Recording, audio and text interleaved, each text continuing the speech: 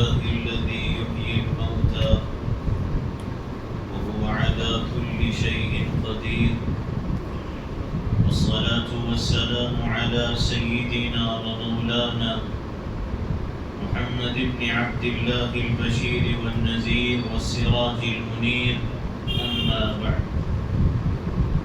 میرے نہایت قابل احترام بزرگوں، عزیز دوستوں، نوجوان ساتھیوں، گزشتہ 2 جمعوں سے ہمارے درمیان سورہ فاتحہ کی 5ویں آیت، جس میں اللہ جل جلالہ وعم نوالہ نے اپنے بندوں کو اپنے سے ہدایت کے مانگنے کا طریقہ سکھایا اور بتایا ہے کہ اهدنا الصراط المستقیم، کہ تم ہماری بارگاہ میں ہم سے یہ مانگو کہ ہمیں سیدھے راستے کی ہدایت عطا فرما، سیدھے راستے پہ چلا دے، سیدھا راستہ ہم کو دکھا دے اور بتا دے۔ تو اس میں یہ بات چل رہی تھی کہ اللہ تعالیٰ کی ذات چونکہ ہادی ہے،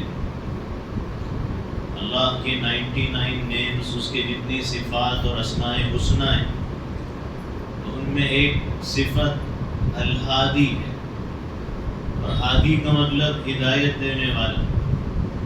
تو کائنات میں اللہ تعالیٰ کے علاوہ کوئی ہدایت دینے والا نہیں، اسی لیے دعا ہدایت کی اسی سے مانگنا ہے جو ہدایت دینے والا ہے، جس کے ہاتھ میں، جس کے قبضہ قدرت اور اختیار میں ہدایت دینے کی صلاحیت ہے۔ اب اس کائنات میں اللہ تعالیٰ کی طرف سے ہدایت کا جو انتظام ہے وہ ہر مخلوق کے لیے الگ الگ انداز میں ہے۔ سورہ طٰہٰ میں اللہ تعالیٰ نے اسی کو فرمایا کہ ربنا الذی اعطى كل شيء خلقه ثم هدى، کہ ہمارا رب وہ ہے جس نے ہر چیز کو پہلے تو اس کی خلقت، بناوٹ، ساخت، جسم و بدن عطا کیا، پھر اس کے بعد ہر مخلوق کو اسی نے ہدایت دی، اسی نے ہدایت کی۔ تو اب اس کائنات، اس دنیا میں اللہ کی طرف سے ہادی ہونے کی حیثیت سے بے جان اور بے شعور سمجھے جانے والی چیزوں کے لیے ہدایت کا انتظام الگ، اور پھر جانداروں میں جانوروں، درندوں، پرندوں، چرندوں کے لیے الگ، اور پھر اس کے بعد انسانوں اور جنات کے لیے الگ ہدایت کا انتظام۔ یعنی ہر مخلوق کو ڈسپلن، اصول، ضابطے، قاعدے، زندگی گزارنے کے طور و طریقے اللہ تعالیٰ ہی کی ذات ہے، جو سکھانے والی، جو بتانے والی ہے۔ تو اس پر کچھ مخلوقات کا ذکر آیا تھا کہ ان پہ غور کرنے سے، ان کے ڈسپلن، ان کے زندگی گزارنے کے طور و طریقوں پہ غور کرنے سے اللہ کی صفت ہادی کی پہچان حاصل ہوتی ہے۔ اللہ کی ہدایت کا جو سسٹم اور نظام کائنات میں وہ سمجھ میں آتا ہے۔ ہر مخلوق کے لیے ہدایت کا انتظام اس کے مزاج کے حساب سے ہے، اس کے جسم اور اس کی ضرورت کے حساب سے، اس کی خدمت، اس کی ذمہ داری، اس کی ڈیوٹی کے حساب سے۔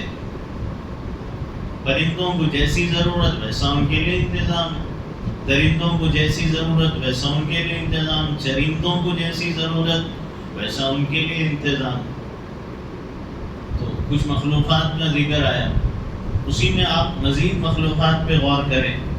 صفت اللہ کی صفت ہادی پر اب تک دو قسطیں ہو چکی ہیں، اور یہ تیسرا پارٹ ہے، تیسرا حصہ ہے جو بیان کیا جا رہا ہے۔ اللہ کی مخلوقات تو خیر ہزاروں قسم کی مخلوقات ہیں، چند کی مثالیں۔ آپ اس کائنات میں غور کریں، اس دنیا کے اندر جو نظام ہے کہ مثال کے طور پہ ایک مخلوق دیکھیں آپ، تتلی، چھوٹی سی معمولی سی اسی کی مخلوق ہے، لیکن ہادی چونکہ وہ صرف خالق ہی نہیں، وہ صرف کریٹر نہیں کہ تتلی بنا دیا، پیدا کر دیا، اب اس کو کہیں ہدایت یا زندگی گزارنے کے لیے کسی اور سے سیکھنا پڑے گا۔ وہ خالق بھی ہیں اور وہ ہادی بھی ہیں۔ تو خالق ہونے کی حیثیت سے تتلی بنا دی، اب وہ چونکہ تتلی کے ہادی ہیں تو آپ غور کریں کہ چھوٹی سی معمولی سی مخلوق ہے، لیکن اس کے پیروں کے اندر اللہ نے سینس آف ٹیسٹ کا ایک سیل رکھا ہے، یعنی کسی چیز کی لذت مزہ معلوم کرنا ہے، اس کا ذائقہ اور فائدہ معلوم کرنا ہے تو تتلی اپنے پیروں سے معلوم کرتی ہے۔ وہ اپنے پیروں سے یہ معلوم کر لیتی ہے کہ یہ جو پتا ہے یہ میرے لیے فائدہ مند ہے یا نقصان دہ۔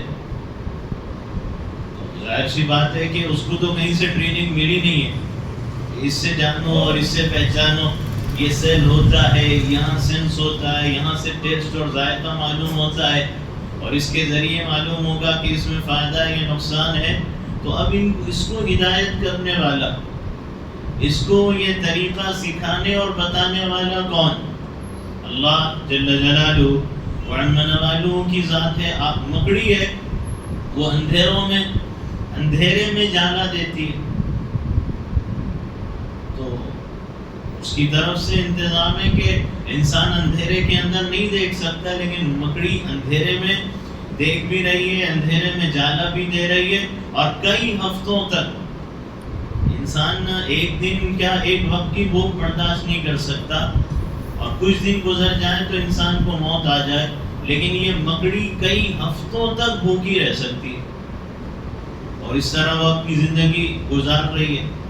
اس سے پہلے ذکر آیا تھا ان پرندوں کا جن کو مائگریشن برڈ کہتے ہیں، یعنی جو ایک ملک سے دوسرے ملک، ایک علاقے سے دوسرے علاقے جاتے ہیں، وہ سردی سے بچنے یا غذا حاصل کرنے کے لیے۔ تو یہ جو مائگریشن برڈز ہوتے ہیں، ان کی صورتحال یہ ہوتی ہے کہ یہ کنٹینیو مسلسل مستقل 36 گھنٹے سفر کرتے ہیں، 36 گھنٹے مسلسل اور مستقل ان کا سفر، اڑان اور پرواز جاری رہتی ہے، اور اسپیڈ ان کی 80 مائلز پر آور ہوتی ہے۔ ایک گھنٹے میں 80 میل کی اسپیڈ سے وہ جاتے ہیں۔ جس علاقے کی طرف ان کو غذا چاہیے اور وہاں غذا ملے گی، مچھلی ہے، مینڈک ہے، اللہ نے ان کو سکھایا اور بتایا، وہ وہاں جا رہے ہیں۔ تو چونکہ وہ مسلسل اور مستقل اسپیڈ سے اڑتے ہیں، اس کی وجہ سے ان کا جو جسم کا درجہ حرارت ٹیمپریچر ہے وہ بڑھ سکتا ہے، ان کے بے ہوش ہونے کا خطرہ بھی بڑھ جاتا ہے، ان کے جسم سے ایسڈ کی مقدار بھی بڑھ سکتی ہے۔ تو ایسی صورتحال میں ہوتا کیا ہے کہ جب ان کو یہ بات محسوس ہوتی ہے کہ بے ہوش ہو سکتے ہیں، زیادہ تھک گئے، بے ہوش ہو سکتے ہیں، ایسڈ کی مقدار بڑھ سکتی ہے، تو ایسی صورتحال میں اس طرح کے پرندے زمین کی تلاش کرتے ہیں کہ وہاں ہم اتر جائیں اور تھوڑی دیر آرام لے لیں اور ریسٹ لے لیں۔ کسی درخت کی تلاش کرتے ہیں کہ درخت مل جائے، وہاں اتر جائے۔ زمین نہ ملے، درخت نہ ملے، سمندر ہے، نیچے پانی ہی پانی ہے جہاں سے گزر ہو رہا ہے۔ یہ صورتحال اگر رہی تو یہاں یہ ہوتا ہے کہ وہ اپنے پروں کو پھیلا لیتے۔ اگر اترنے کی جگہ رہی اور یہ محسوس ہوا کہ یہ اترنے کے لائق ہے تو اتر گئے، ورنہ اپنے پروں کو پھیلا لیتے ہیں، اور جب پر پوری طرح پھیلاتے ہیں تو اس کی وجہ سے ان کو ایک آرام محسوس ہوتا ہے، ان کی تھکان دور ہو جاتی ہے، دوبارہ پھر سے تازہ ہو جاتے ہیں، اور پھر ان کی اڑان اور پرواز مسلسل اور مستقل جاری رہتی ہے۔ تو ان کے لیے یہ نظام، یہ سکھانے کا، یہ بتانے کا کس کی طرف سے؟ یہ ہادی کی طرف سے ہے، اللہ جل جلالہ وعظم نوالہ کی ذات کی طرف سے ہے۔ سانپ ہے، سانپ کیا کرتا ہے؟ وہ زبان سے سونگھتا ہے، وہ جس کے ذریعے سونگا دے۔ ضرورت نہیں ہے نا ان کو کہ ناک ہی ہوگی تو تم سونگو گے، زبان کے ذریعے سونگتا ہے۔ کسی مقام، کسی جگہ، کسی علاقے میں زلزلہ آنے والا، سب سے پہلے اس کو معلوم ہو جاتا ہے، اور وہ زمین کی حرکت کو پہچان کر وہاں سے شفٹ ہو جاتا ہے، وہاں سے نقل مقام کر کے منتقل ہو جاتا ہے۔ اس کو یہ بھی بتایا گیا، یہ بھی سکھایا گیا اس کو یہ بھی سمجھایا گیا کس اسکول، کس کالج، کس یونیورسٹی، کس استاد اور ٹیچر کے پاس کہاں سے یہ انتظام ہو. ظاہر سی بات ہے کہ ہادی کی طرف سے انتظام ہوا، اور وہ ہادی اللہ ہے. ایک مچھلی ہوتی ہے سمندر میں، شاہ بلوط اس کو کہتے ہیں، شاہ بلوط کے نام سے بھی اس کو یاد کرتے ہیں. وہ اس مچھلی کو جب دشمن کی طرف سے خطرہ ہوتا ہے تو اس کو اللہ ہی کی طرف سے یہ سکھایا اور گویا یہ بتایا گیا کہ تو جلد سے جلد بہت سا پانی پی لے. تو وہ جلدی کافی مقدار میں یہ مچھلی پانی پی لیتی ہے، جس کے نتیجے میں اس کے جسم کے مختلف حصوں سے برچھی نما کانٹے نکل آتے ہیں. پانی زیادہ پی کے کھل گئی تو برچھی نما کانٹے نکلتے ہیں، جس کی وجہ سے اب اس کو خطرہ کم ہو جاتا ہے کہ دشمن ڈر جائے گا میرے کانٹے دیکھ کے اتنے بڑے. اس کو کس نے سکھایا، کس نے سمجھایا، کس نے بتایا؟ تو یہ الہادی کی طرف سے انتظام ہے. مختلف مخلوقات ہیں، آپ غور کرتے جہاں انسان ہے، ٹھیک ہے، اس کو ایک ٹریننگ ہے، شکاری شکار کا طریقہ جانتا ہے نا کہ کس طرح شکار کرنا ہے، کیسے مچھلی کو پکڑنا ہے، گل ڈالنا ہے، کیسے مچھلی کو قریب لانا ہے، کیسے ڈبانا ہے. لیکن غور کرنے کی بات ہے کہ پرندوں کو کس نے ٹریننگ دی ہے؟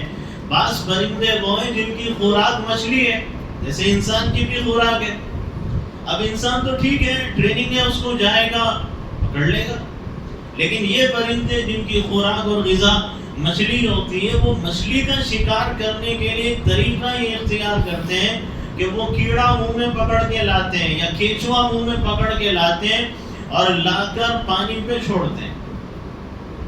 اور جیسے ہی پانی پہ چھوڑتے ہیں، ان کو پتا ہے کہ یہ مچھلی کی مرغوب غذا، پسندیدہ غذا ہے. مچھلیاں دیکھیں گی تیزی سے آئیں گی اس کو کھانے کے لیے. اتنے میں جب یہ چھوڑ دیتے ہیں کیڑا کچوا تو تھوڑی دور ہو جاتے ہیں، ڈسٹینس فاصلے.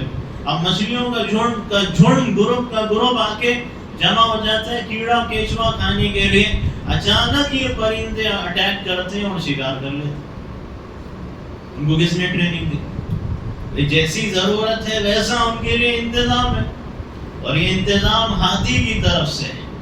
اللہ جل جلالہ وعم نوالہ کی طرف سے یہ انتظام ہے. بے شمار مخلوقات ہے، چند ہی کی مثالیں ہیں. انڈونیشیا کے جزیروں میں ایک چپکلی پائی جاتی ہے، اس کو کہتے ہیں کوموڈو ڈریگن لیزرڈ. مخلوقات کے تذکرے سے مخلوقات کا تعارف مقصد نہیں، خالق کا تعارف مقصد ہے.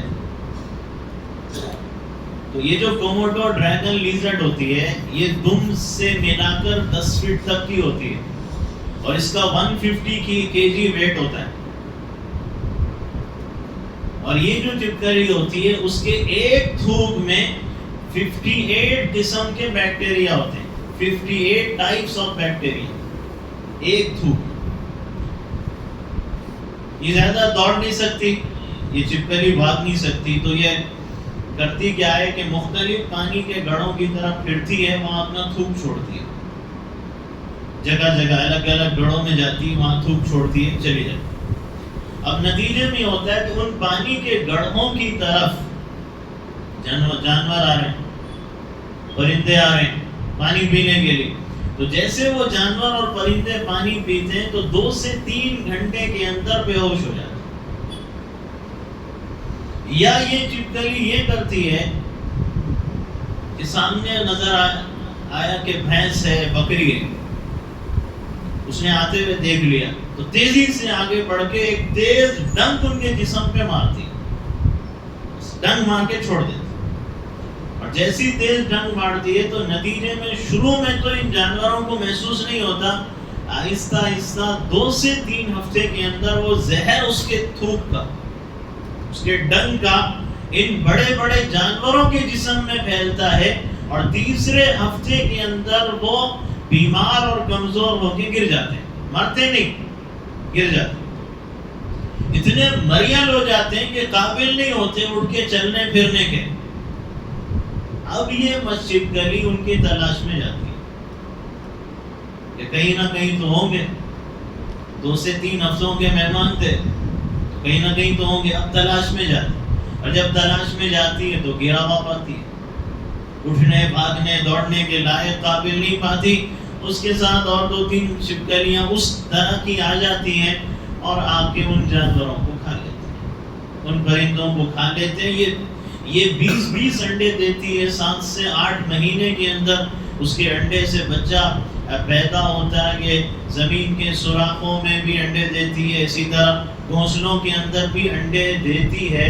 تو ایسی مخلوق ہے کائنات کے اندر، ان کے لیے یہ انتظام آپ غور کریں نا کہ ان کو پتہ ہے شکار کیسے کرنا ہے، پکڑنا کیسے ہے، پہنچنا کیسے ہے، انتظار کب تک کرنا ہے، اس کے طور و طریقے کیا ہیں، اصول و ضابطے اور قاعدے کیا ہیں، سب ان کو معلوم۔ آپ اللہ کی کتنی مخلوقات ہے، آپ روزانہ جس کی آواز سنتے ہیں، کوئل پرندہ ہے، تو کوئل جو ہے، اس کی جو مادی کوئل، وہ ہر 2 دن کے وقفے سے 20 انڈے دیتی ہے، ہر 2 دن کے وقفے سے۔ اتنی چالاک ہے کوئل، اتنی چالاک۔ آپ اس کی چالاکی کا اندازہ اس بات سے کریں کہ 20 انڈے دینا اس نے ایک وقت میں، ہر 2 دن کے وقفے سے، تو انڈے تو خود دیتی ہے لیکن سینکنے دوسرے پرندے سے لگاتی ہے۔ وہ کیسے کہ جب اس کے انڈا دینے کا وقت آتا ہے تو وہ درختوں کے پتوں کی طرف چھپ کے بیٹھ جاتی ہے، چھپ کے دیکھتی ہے کہ کون سا پرندہ کہاں اپنے انڈوں اور اپنے بچوں کے لیے گھونسلے بنا رہا ہے، دیکھتی ہے اس کو۔ پھر اس کو یہ نظر آتا ہے کہ فلاں جگہ گھونسلہ، فلاں جگہ گھونسلہ، فلاں جگہ گھونسلہ۔ تو اب وہ کرتی کیا ہے کہ اب وہ جو پرندے گھونسلہ بناتے ہیں وہ انڈا دیتے ہیں، تو وہ انڈا جو دے رہے جہاں سے بچہ پیدا ہوگا، اس کے ماں باپ کے غائب آنے میں یہ کوئل اس گھونسلے میں پہنچ جاتی اور پہنچ کے کرتی ہے کہ ایک انڈا جو انہوں نے دیا اور آئیں گے پھر سینکیں گے، تو اس انڈے کو نکال کے باہر پھینک دیتی، اور نکال کے باہر پھینک کے کرتی ہے کہ اپنا انڈا وہاں دے دیتی۔ اپنا انڈا جب دیتی ہے پھر چلی جاتی ہے، تو وہ جو ماں باپ آتے ہیں وہ سمجھتے ہیں ہمارا ہی انڈا، تو وہ 12 سے 15 دن کے بعد اس کے انڈے سے کوئل کے بچہ نکلتا ہے، تو 12 سے 15 دن کسی اور کے ماں باپ اس کے بچے کو پال رہے ہوتے ہیں، پال رہے کیا ہے، اس کے انڈے کو سینک رہے ہوتے ہیں 12 سے 15 دن۔ اس طرح مختلف گھونسلوں میں اس نے 20 انڈے دینا ہے نا، اور بھی گھونسلوں میں پہنچتی ہے، وہاں ان کا انڈا پھینکتی ہے، اپنا انڈا دیتی ہے، اور نتیجے کے اندر وہ آ کے اپنے ہی انڈا سمجھ کے سینکتے رہتے ہیں۔ انڈے خود دیتی ہے، سینکنے کا کام دوسروں سے لیتی ہے، یہاں تک کہ 12 سے 15 دن کے بعد جب اس انڈے سے بچہ نکلتا ہے تو وہ بچہ بھی اس کا اتنا چالاک ہوتا ہے کہ وہ جن کا گھونسلہ تھا، جس میں اس کی ماں کی وجہ سے ہی یہاں پہنچا ہے، تو جن کا اصل گھونسلہ تھا ان کے اور بھی انڈے ہوں گے، تو وہ بچہ بھی جب دیکھتا ہے کہ اور انڈے ہیں تو وہ بھی انڈے کو ان کے پھینک دیتا تھا، اور پھینکنے کے بعد یہ ہوتا ہے کہ 4 ہفتے تک پیدا ہونے کے بعد بھی کوئل کے بچے کو دوسروں کے ماں باپ پالتے ہیں۔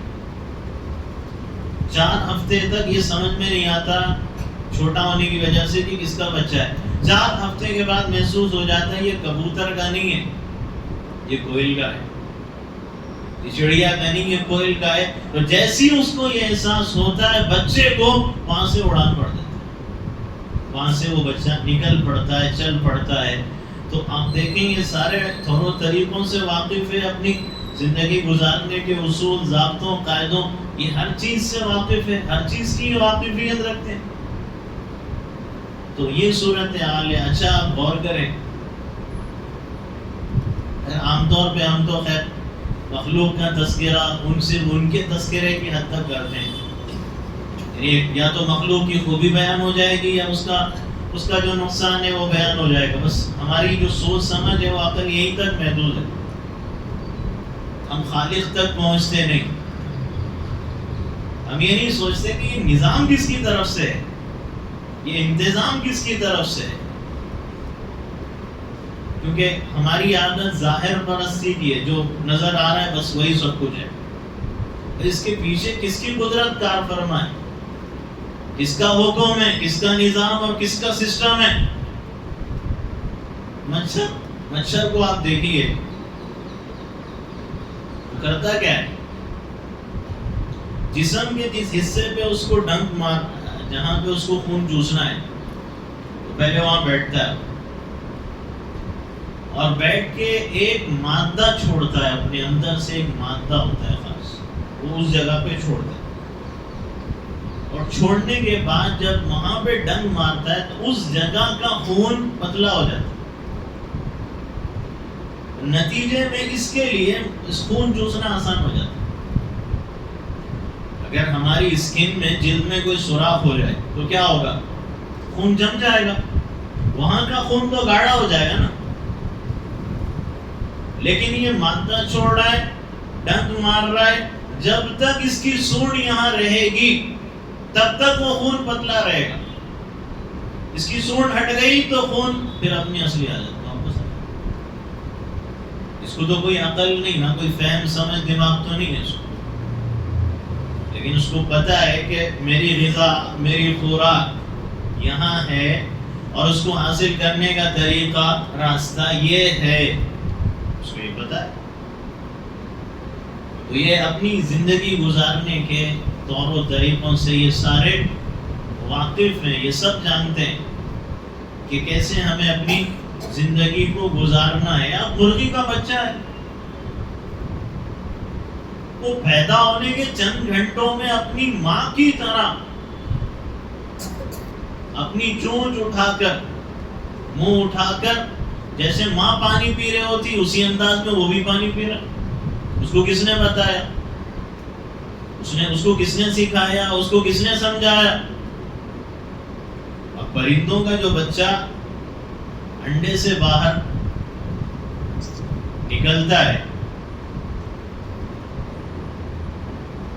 امام احمد ابن حنبل رحمہ اللہ, 4 اماموں میں سے ایک امام, ان سے پوچھا, ایک ان پڑھ نے پوچھا کہ حضرت آپ نے اللہ کو کیسے پہچانا, اللہ کے ہونے کی دلیل, اللہ کے وجود کی دلیل. یہ اللہ کے وجود پہ ہے, لیکن اسی سے پھر اللہ کا عادی ہونا بھی سمجھ میں آتا ہے, اس کی ہدایت کا انتظام. تو امام صاحب نے اس کو قرآن کی دلیل نہیں دی, وہ ان پڑھ آدمی تھا, اس کو دلیل سمجھ بھی نہ پاتا. فرمانے لگے کہ پرندے کے انڈے پر, میں نے انڈے پر غور کر کے اللہ کو پہچان لیا. وہ کیسے, کوئی قرآن کی آیت, کوئی حدیث نہیں سنائی, انڈے پہ غور کر کے پہچان لیا. وہ کیسے, غور یہ کرو کہ انڈا چاروں طرف سے بند, پورا چھلکا, پھر اندر بھی جھلی, نہ باہر سے پانی جانے کا راستہ, نہ ہوا جانے کا راستہ, نہ غذا جانے کا راستہ, نہ کوئی سوراخ, نہ کوئی ہول. میں اور آپ مارے گے تو ٹوٹ جائے گا, انگلی بھی لگے گی تو ٹوٹ جائے گا. لیکن اس انڈے کے اندر پرندے کا ایک بچہ تیار ہو رہا ہے, اور چونچ کی جگہ چونچ, پیر کی جگہ پیر, پر کی جگہ پر, آنکھ کی جگہ آنکھ. یہ بلڈنگ بنانا ہے تو مٹیریل چاہیے, ریتی لاؤ, سیمنٹ لاؤ, اسٹیل لاؤ. ادھر کہاں سے آیا مٹیریل انڈے میں؟ ہوا, پانی, غذا, سوراخ نہیں جا رہا, سوراخ نہیں یہاں پہ, مٹیریل کہاں سے پہنچا؟ چونچ, پیروں کا, پروں کا مٹیریل کہاں سے آیا؟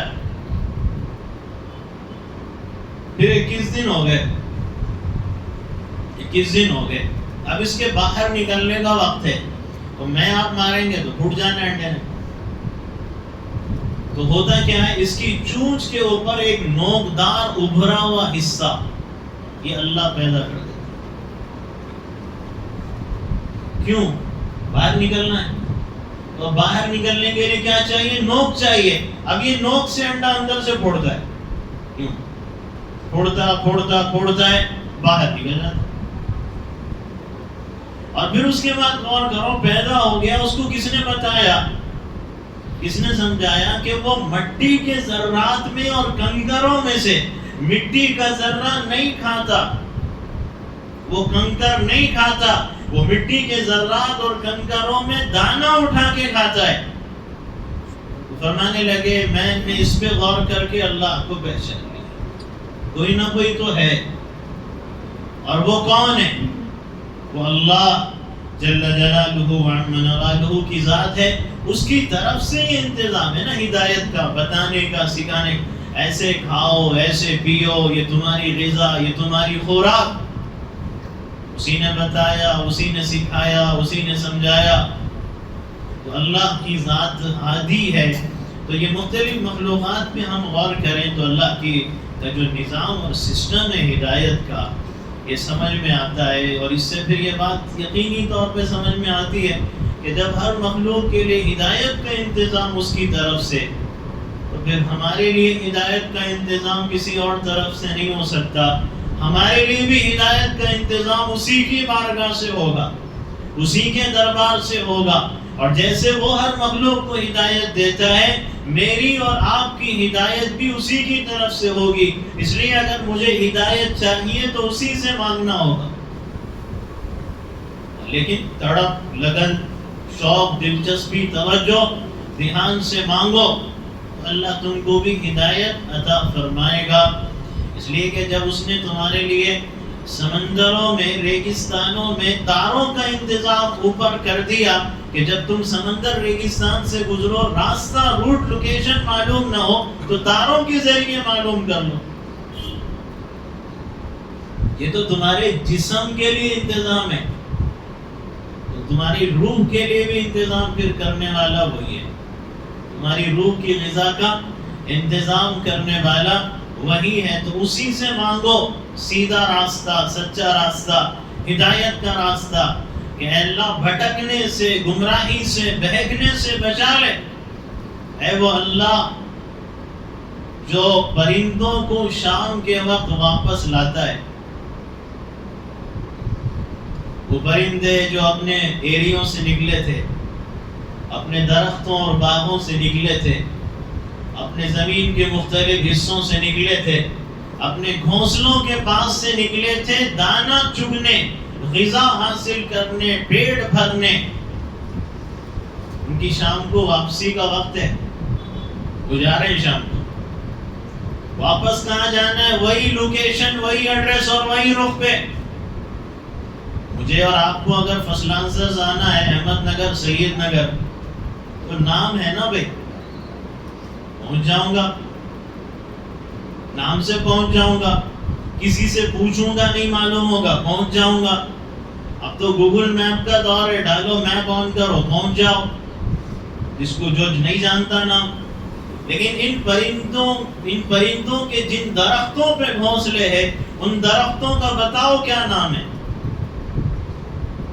ان باغات کا بتاؤ کیا نام ہے، اس کا لوکیشن اور ایڈریس ان کو کس نے بتایا، کس نے سکھایا، کس نے سمجھایا؟ مجال ہے کہ وہ اپنے ایگزیکٹ لوکیشن سے بھٹک جائے، وہیں واپسی ہوتی ہے، وہیں آتے ہیں شام کو، اپنے گھونسلوں کی طرف، اپنے بچوں کی طرف، اپنے انڈوں کی طرف، اپنے درختوں اور باغوں کی طرف ایگزیکٹ لوکیشن اور ایڈریس پہ پہنچتے ہیں۔ تو اللہ وہ ہے جو پرندوں کو اس طرح پہنچاتا ہے، اس نے پرندوں کے لیے ان کا جو سیدھا راستہ ہے، ان کے مقام، لوکیشن کا اسی نے انتظام کیا ہے۔ تو اے اللہ تو مجھے بھی سیدھے راستے پہ چلا دے، جنت کے، نجات کے، کامیابی کے، آخرت کے سنورنے کے، اپنی رضامندی اور خوشنودی کے، اپنی مرضی اور اپنی پسند کے راستے پہ چلا دے، بھٹکنے سے، گمراہ ہونے سے، بہکنے سے، جہنمی راستہ اختیار کرنے سے اے اللہ تو ہماری حفاظت فرما۔ یہ دعا اہدنا الصراط المستقیم ایک رسم، ایک رواج، ایک روایت کے طور پہ نہیں مانگنا ہے، سچے دل سے مانگنا ہے۔ اور جنہوں نے سچے دل سے مانگا ہے وہ غیر ایمان والے تھے، اللہ نے ان کو ایمان دیا۔ وہ یہود و نصارہ تھے، اللہ نے ان کو توحید عطا فرما دی۔ اسی لیے ہمیں بھی اللہ سے تڑپ اور طلب کے ساتھ مانگنا چاہیے۔ یہ تو ایمان کے متعلق بات تھی۔ اخیر میں ایک مختصر وقت 5 منٹ کے لیے ہمارے درمیان جس طرح سلسلہ چل رہا ہے کہ ایمان کے بعد اسلام کی بات ہو رہی۔ ایمان تو عقیدے، دل و دماغ کے افکار و خیالات کا نام ہے، اور اسلام بدن کے ہاتھ و پیر، منہ و ناک، آنکھ و کان، زبان سے نکلنے والے اعمال کا نام اسلام ہے۔ طہارت کے آداب بڑی تفصیل سے آئے، لباس کے آداب پر بھی اب تک 2 نشستیں ہو چکی ہیں، اور اب اس کا یہ تسلسل ہے۔ لباس کے آداب کے متعلق بہت سی باتیں عرض کی گئی، ان میں جو باتیں مزید کہنے کی ہیں وہ یہ ہے کہ گزشتہ لباس کے متعلق یہ عرض کیا گیا تھا، اور گزارش ہے کہ بات کو توجہ سے اور دھیان سے سنیں۔ بعض حضرات کو آرام کا تقاضا ہو سکتا ہے، نیند آ سکتی ہے، ہو سکتا ہے، اس لیے کہ ان مجلسوں پہ سکینہ نازل ہوتی ہے۔ سکینہ میں ایک سکون اور اطمینان کی کیفیت بھی ہے۔ جن کو گھروں میں نیند نہیں آتی ان کو مسجدوں میں آ جاتی ہے، جن کو بستروں پہ نہیں آتی رات میں ان کو کرسیوں پہ آ جاتی ہے مسجدوں میں۔ تو خیر مجلس کا اثر ہے، سکون و اطمینان بھی نازل ہوتا ہے۔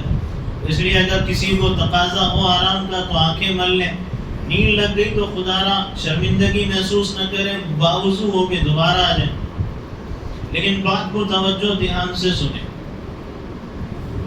لباس کے آداب کے متعلق بہت سی باتیں عرض کی گئی، ان میں یہ عرض کیا گیا تھا کہ کیا پہننا ہے اور کیا نہیں پہننا، جس میں یہ بھی ذکر آیا کہ ریشم مردوں کے لیے حرام اور ناجائز ہے، ریشم کا لباس۔ اسی طرح سونا اور چاندی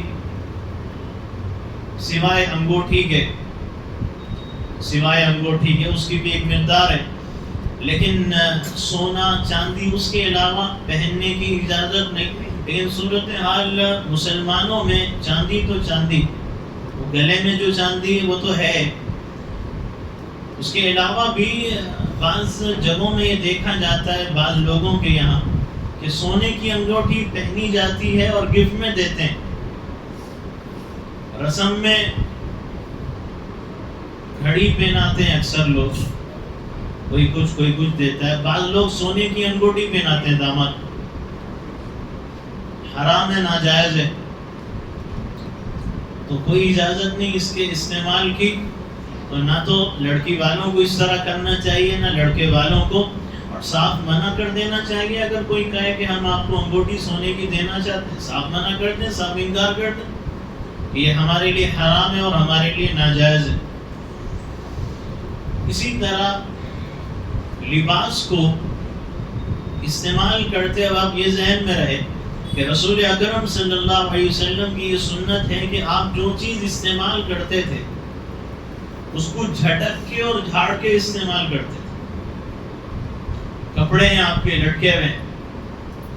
لٹکے ہوئے ہوں یا کہیں طے کر کے آپ نے رکھے ہوئے ہوں، الماری میں ہو، لٹکایا ہو، تو پہننے سے پہلے یہ چاہیے کہ اس کو جھٹک لیں اچھی طرح، کم سے کم 3 بار جھٹک لیں، جھاڑ لیں۔ کوئی کیڑا مکوڑا مکڑی تکلیف دہ چیز، نقصان دہ چیز حفاظت ہو جائے۔ صرف کپڑے ہی نہیں، جوتا بھی جھٹک کے جھاڑ کے، چپل بھی جھٹک کے جھاڑ کے استعمال کریں۔ یہاں تک کہ ہیلمٹ بھی استعمال جو کرتے ہیں آپ لگا دیتے ہیں، پتہ نہیں اس میں کیا ہے، اس کو بھی جھٹک کے جھاڑ کے استعمال کریں۔ ٹوپی آپ نے رکھ دی ہے، پتہ نہیں کوئی چیز تو اس میں نہیں آ گئی، اس کو بھی جھٹک کے اور جھاڑ کے استعمال کریں۔ اللہ کے نبی علیہ السلام کی یہ سنت تھی۔ اسی طرح بستر بھی آپ کو سونے سے پہلے 3 مرتبہ اس کو جھٹک کے اور جھاڑ کے استعمال کرتے تھے۔ تو یہاں 2 فائدے ہو گئے، آخرت کا بھی ہو گیا، دنیا کا بھی ہو گیا۔ آخرت کا یہ ہوا کہ اللہ کے نبی کی سنت پہ عمل ہو گیا، اس کا بدلہ تو اللہ دینے والا ہے، اور دنیا میں یہ ہوگا کہ نقصان دہ تکلیف دہ چیز سے حفاظت ہو جائے۔ تو دین میرا دنیا بھی بنا دیتا ہے، آخرت بھی سنوار دیتا ہے۔ اور اسی طرح لباس کو استعمال کرتے وقت چونکہ شریعت نے یہ بتایا ہے کہ ہر اچھا کام دائیں ہاتھ سے کرو اور برا جو کام ہے اس کے لیے بایاں ہاتھ استعمال کیا جائے. جیسے چپل جوتا ہے پہننا اچھا کام ہے تو پہلے دایاں پیر داخل کرو، نکالنا کوئی اچھا کام نہیں، اس کے لیے پھر بایاں پیر. اور اسی طرح بیت الخلا جا رہے ہیں تو بیت الخلا جانا اچھا کام نہیں، ضرورت ہے، تو اب کیا کرو، بائیں پیر سے داخل ہو، نکلنا ہاں اچھا کام ہے تو اب دائیں پیر سے نکلو. اسی طرح کپڑے پہنتے وقت دائیں ہاتھ کا استعمال کیا جائے، دائیں طرف سے پہننا بھی ہے، رائٹ سائڈ سے شروع کرنا، اور استعمال ہاتھ کا بھی رائٹ ہینڈ کا استعمال. ہاں اتارتے وقت اتارنا اچھا کام نہیں ہے تو اس وقت اتارتے وقت آپ بایاں ہاتھ استعمال کریں. تو یہ ذہن میں رہے. جیسے رسول اکرم صلی اللہ علیہ وسلم کی جو سنت اور عادت مبارکہ تھی اس کے بارے میں حدیث میں موجود ہے کہ کان النبی صلی اللہ علیہ وسلم یحب التیامن فی کل شیء حتی فی ترجل و تنعل. اللہ کے نبی ہر چیز میں داہنی طرف کو پسند کرتے، یہاں تک کہ کنگھی کرنے میں رائٹ سائڈ سے آپ کنگھی شروع کرتے ہیں، اور اسی طرح چپل اور جوتے پہننے میں جس کا ذکر ہے. اس طرح آخری بات کر کے اپنی بات ختم کروں کہ لباس کے آداب میں یہ بھی شامل ہیں کہ پائجامہ، شلوار، پینٹ، ٹریک، لنگی جو بھی ہو ٹخنے سے اوپر ٹخنے سے نیچے نہ ہو. اللہ کے نبی علیہ السلام نے صاف فرما دیا ما اسفل من الكعبین من الازار فی النار. دہبند کا جو بھی حصہ لنگی کا ٹخنے سے نیچے ہوگا وہ حصہ جہنم کی آگ میں جلے گا. اور اللہ تعالیٰ ایسے شخص کی طرف قیامت کے دن رحمت کی نظر سے نہیں دیکھیں گے. سمورہ ابن جندب رضی اللہ عنہ صحابی ہیں، اللہ کے نبی نے ان کی تعریف کی، سمرہ کیا اچھے آدمی ہیں اگر یہ لباس ٹخنے سے اوپر کر لے. جیسے ہی سنا، پہلے شروع میں اہتمام نہیں، نیا اسلام تھا، جیسے ہی سنا زندگی پر اس کا اہتمام کیا. فرمایا خریم اسدی رضی اللہ عنہ صحابی تھے، فرمایا بڑا عمدہ آدمی ہے خریم. اللہ کے نبی نے فرمایا خریم کے بارے میں رضی اللہ عنہ اگر یہ ٹخنے سے اوپر کر تو سنا، کسی اور سے سنا کہ اللہ کے نبی نے فرمایا تو فوراً اس پہ عمل کیا اور صرف ٹخنے سے اوپر کیا آدھی پنڈلی تک کر لیا. عبیدہ ابن خلف رضی اللہ عنہ کہتے ہیں باہر رہتا تھا، آیا مدینہ منورہ تو چادر تھی میری، لمبی چادر چٹکبری یعنی سفید و کالے رنگ کی ملی جلی، تو میں چادر اوڑھا ہوا ہوں جو یعنی میں نے اوپر بھی اوڑھا ہوا ہے، نیچے بھی میں نے، ہے تو چادر ہی، وہ لنگی نہیں تھی چادر، لیکن نیچے کے لیے بھی میں نے چادر کو لنگی کے طرح استعمال کیا. میں آگے جا رہا ہوں، پیچھے سے اچانک مجھے محسوس ہوا کسی نے میرے کمر پہ ہاتھ رکھا. میں اچانک چونکا بھی کون ہے، پیچھے پلٹ کے دیکھا تو رسول اکرم صلی اللہ علیہ وسلم تھے. آپ نے فرمایا عبیدہ کتنا اچھا ہوتا اگر تم یہ اوپر کر لیتے. لگے اللہ کے نبی یہ چادر ہے، یہ لنگی نہیں ہے، چادر ہے.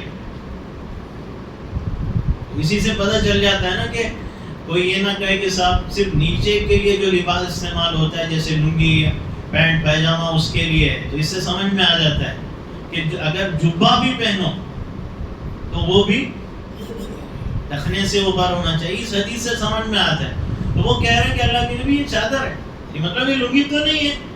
تو آپ نے فرمایا ہاں اگرچہ چادر کیوں نہ ہو، ہاں اگرچہ چادر کیوں نہ ہو. اور پھر آپ نے فرمایا کہ عبیدہ کیا تمہارے لیے میری رہبری کافی نہیں، اور کیا میں تمہارے لیے نمونہ نہیں؟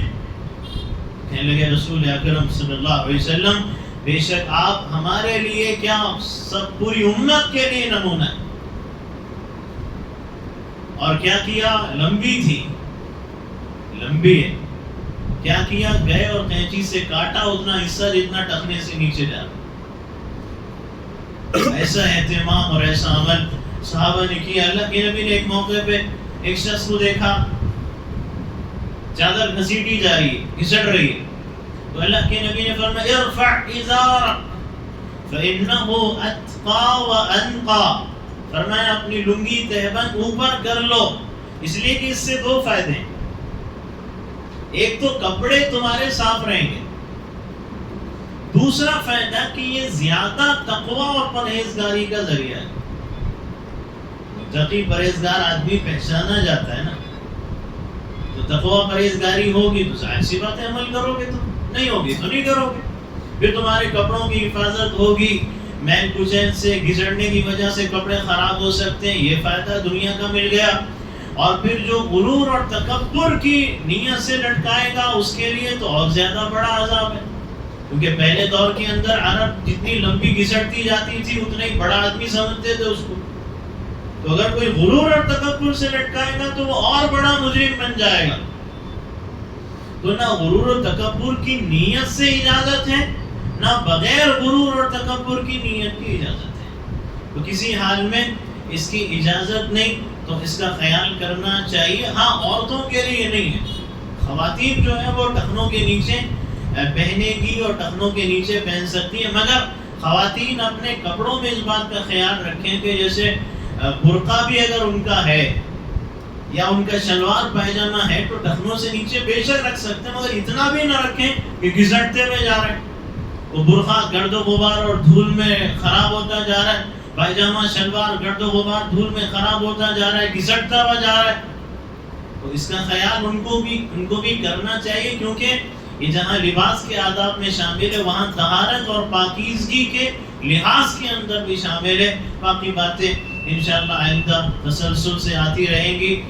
کچھ حضرات نے دعاؤں کی گزارشیں کی ہیں، دعا ہے کہ جن جنہوں نے بھی گزارشیں کی ہم جل